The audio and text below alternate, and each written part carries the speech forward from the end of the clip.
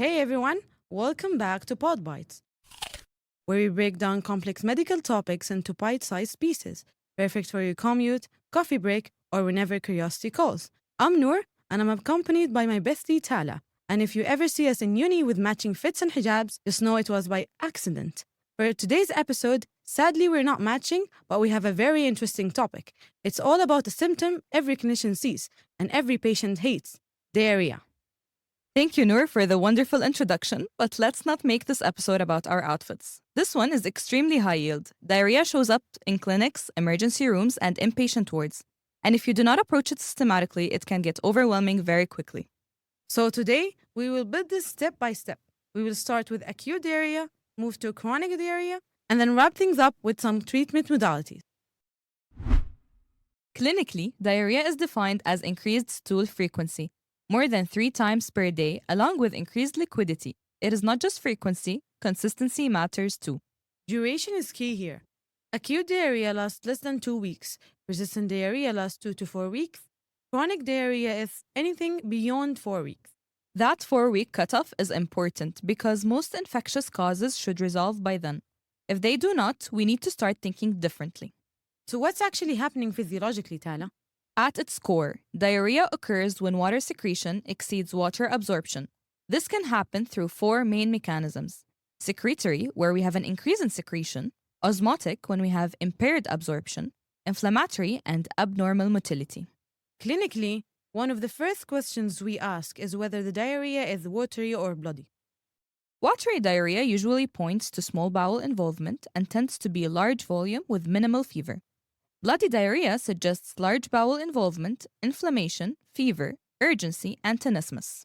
And if we're talking about bugs, do keep in mind that Entamoeba histolytica and Schistosoma species are associated with bloody diarrhea, whereas Giardia, Cryptosporidiosis, and Cyclospora cause non-bloody diarrhea. We can also differentiate where the issue is with the symptoms our patients present with. Noor, give us a clinical scenario and let's try to see if the diarrhea is from the large or small intestine. My pleasure. So we have the case of Pamela, a 40-year-old presenting to us large volume diarrhea associated with bloating and cramps. Stool has no occult blood or inflammatory cells. What do you think? Classic small bowel diarrhea. Large bowel is more frequent, less volume, and associated with fever and painful bowel movements. RBCs and inflammatory cells can also be seen. Honestly, many things can cause diarrhea. Traveler's diarrhea, for instance, is acute and due to bacterial infections. We can also see it with diabetes, where patients have altered GI motility, SIBO, and the drug side effects like metformins. Hospitalized patients also tend to get diarrhea, usually due to C. diff, ischemic colitis, tube feeding, and again, drug side effects. Going back to infectious causes, we can actually guess the pathogen based on the incubation period. This is very high yield. Let's start with short incubation periods, between 1 and 6 hours. When symptoms start this quickly, we are dealing with preformed toxins, not bacterial invasion. The classic organisms here are Staphylococcus aureus and Bacillus cereus. The bacteria do not need to grow inside the gut. The toxin is already present in the food. Next, we move to an incubation period of 8 to 16 hours. Here, toxins are produced inside the body after ingestion. The key organisms are Clostridium perfringens and again Bacillus cereus, but a different strain and mechanism than the earlier one. Now, for 16 to 48 hours, we enter the territory of invasive organisms. These bacteria cause disease by invading intestinal tissue, leading to inflammation and sometimes bloody diarrhea. Important pathogens in this group include invasive E. coli, Salmonella, Shigella, Campylobacter jejuni, and Vibrio parahemolyticus. Finally, with a broader incubation window of 12 to 72 hours, we see organisms that use both invasion and toxin production. This group includes Salmonella, Shigella, Vibrio species, Yersinia enterocolectica, ETEC, and EPEC. So the key takeaway is this: very fast onset points to preformed toxins, intermediate onset suggests toxins produced in vivo. Later onset raises concern for tissue invasion with or without toxin production. Using incubation time helps you rapidly narrow the differential before labs even come back. Whoa, that's a lot of bugs. So when do we actually send stool studies? Only when indicated. That includes bloody diarrhea, severe illness or toxicity, immunocompromised patients, significant comorbidities, or situations where antibiotics are being considered. And stool ova and parasite exams are usually not cost effective in acute diarrhea. Antigen tests are more useful. Fecal leukocytes are also associated with a bacterial cause in almost 90% of cases. What about endoscopy? Does it ever have a role here? We usually order an endoscopy if we have prolonged symptoms or if we suspect IBD. Make sure not to confuse it with IBS, which a lot of medical students deal with because of stress. And I'm one of them, secret. In addition to IBD, we also consider performing endoscopy if we think we're dealing with C. diff or when we suspect ischemic colitis. All that fluid loss must be alarming, no? Can we actually estimate fluid deficit in clinic itself? That we can. We can break dehydration into 3 categories: minimal or no dehydration, mild to moderate dehydration, and severe dehydration. And the good thing is, you do not need labs to make this call.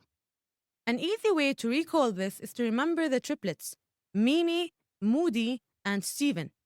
Mimi is a lovely girl. She's awake and alert and comfortable, chatting away. Her skin isn't dry, her hands are warm, her urine output is only slightly reduced. This is minimal or no dehydration. Moody, the Discord mod who has drank too much Monster Energy drink and got diarrhea, is uncomfortable, restless, and tired. She chugs water and her heart rate is rapid. Her eyes look sunken, skin trigger is delayed, and her hands are cold.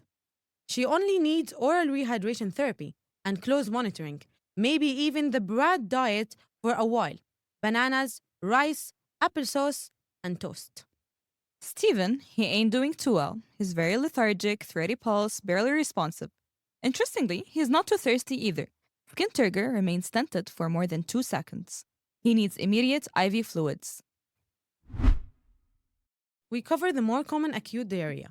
Why don't we do a quick practice question before we move to the chronic?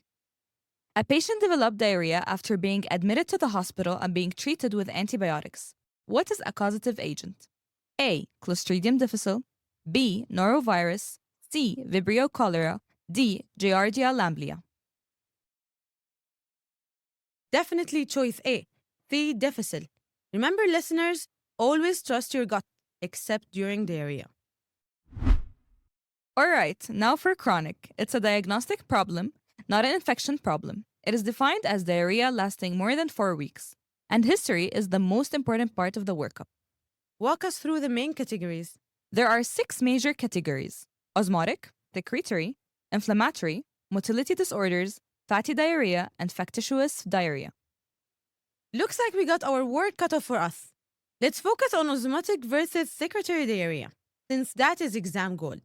Osmotic diarrhea occurs when poorly absorbed substances retain water in the intestinal lumen. It improves with fasting.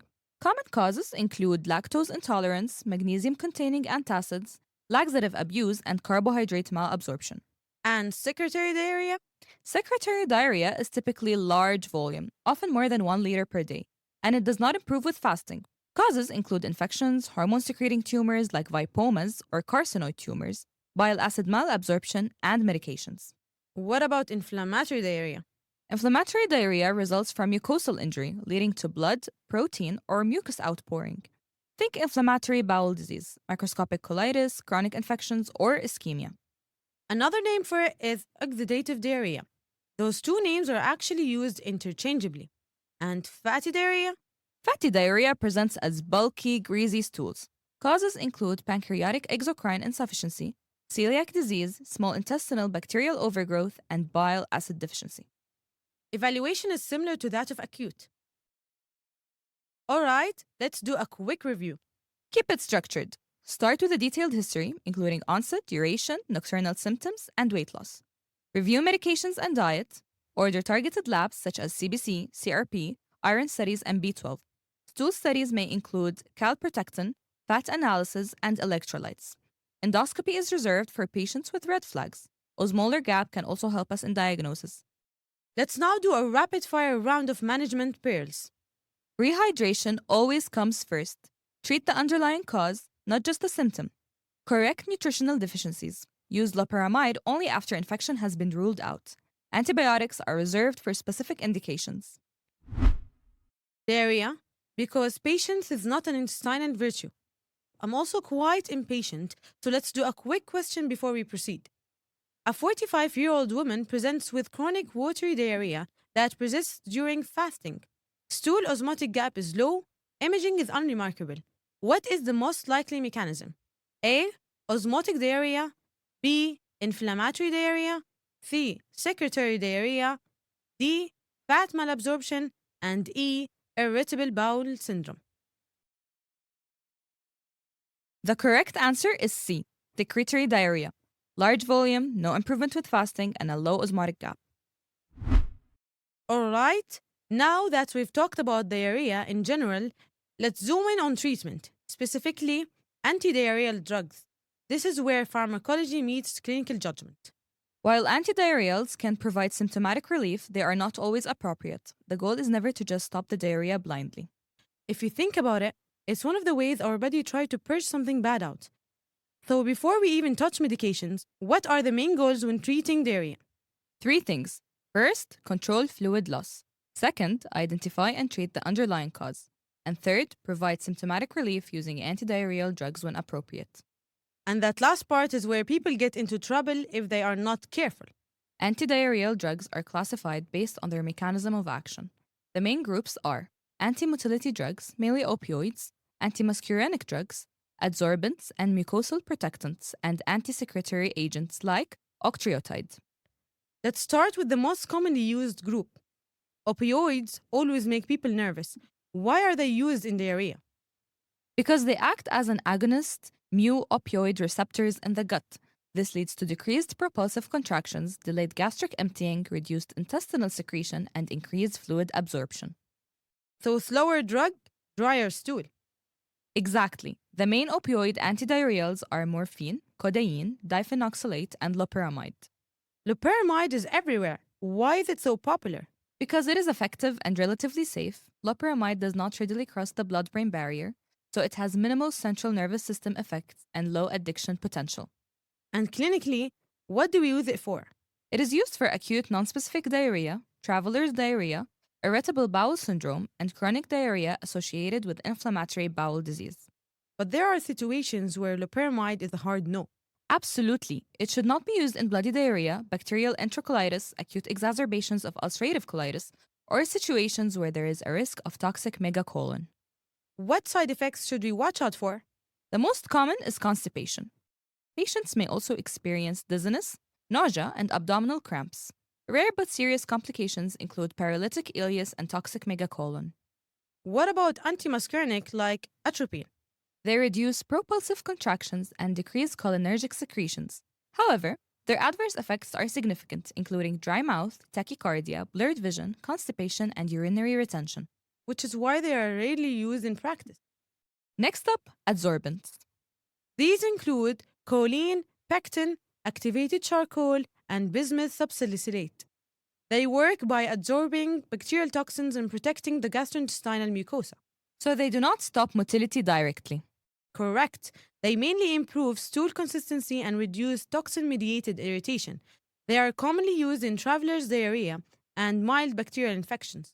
Bismuth always feels underrated. It has multiple actions. It absorbs bacterial toxins, has antimicrobial properties, and provides a protective coating to the gastrointestinal mucosa. Which makes it a solid option, pun intended, for mild infectious diarrhea. Now let's talk about the heavy hitter, octreotide. Octreotide is a synthetic, long-acting analog of somatostatin. Somatostatin inhibits the secretion of many hormones and peptides, including gastrin, insulin, glucagon, and vasoactive intestinal peptide. And how does that help with diarrhea? Octreotide reduces intestinal and pancreatic fluid secretion, decreases gastrointestinal motility, and inhibits gallbladder contraction. When do we actually use octreotide? It is indicated for secretory diarrhea associated with carcinoid syndrome and AIDS. It is also used in growth hormone excess and in bleeding esophageal varices. So this is not first line for simple acute diarrhea. Definitely not. Any downsides? Yes, patients may experience nausea, diarrhea paradoxically, and gallstones formation due to reduced gallbladder contraction. How about one final question to wrap this all up? Two besties, Nour and Tala, are taking a girls' trip to Istanbul in the summer. It's on our bucket list, by the way, and Haya is included.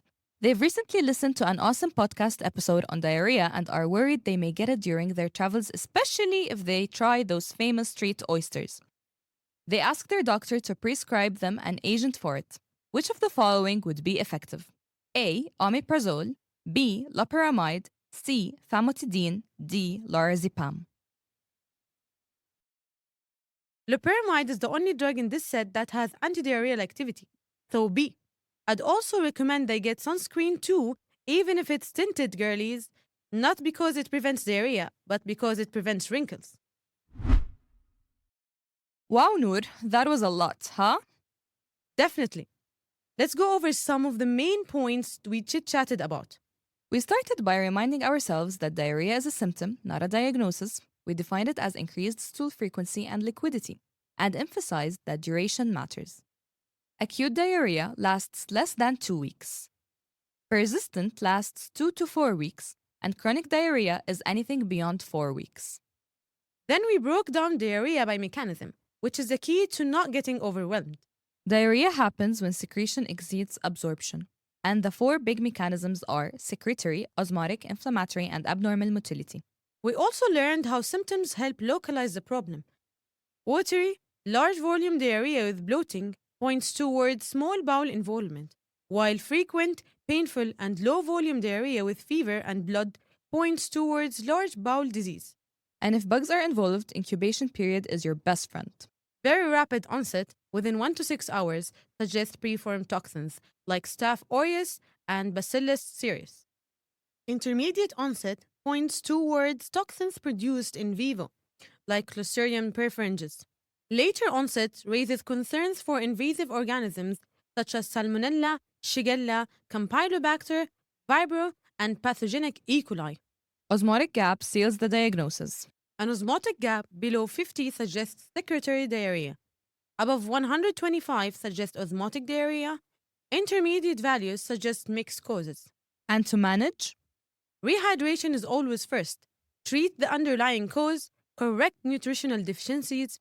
Loperamide is useful but contraindicated in bloody diarrhea and severe colitis. Octreotide is reserved for specific secretory diarrheas. And this wraps up today's episode of PodBites. Diarrhea truly is the one thing that really runs. Thanks for tuning in. Stay healthy, stay hydrated, and eat a pear. İstersen yak, savur, dağılır. بليمان اسكتي. بلي بلي اسكت. بلي ماشي. Something out bad. بعدين معي I am sorry I don't speak in English. يلا. يعني شوفي ممكن يعملوا لنا بان من بود بايتس يعني ممكن حياة تعمل لنا بان من حياتها ممكن بصراحة. الابيسود كلها. ما حضرتي مسلسل قبل بيقول له واو وهيك literally. واو. يا طلعت بس هيك طلعت. واو.